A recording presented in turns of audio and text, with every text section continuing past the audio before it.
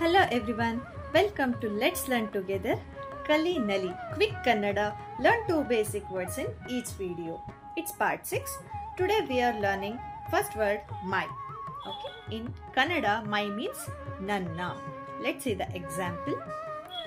It's my book. Idu nanna book.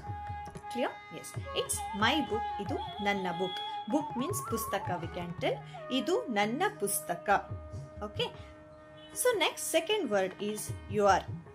In Kannada, your means we have two meanings, ninna or nimma. Ninna or nimma. Example, it's your book. Idu ninna book. Idu nimma book.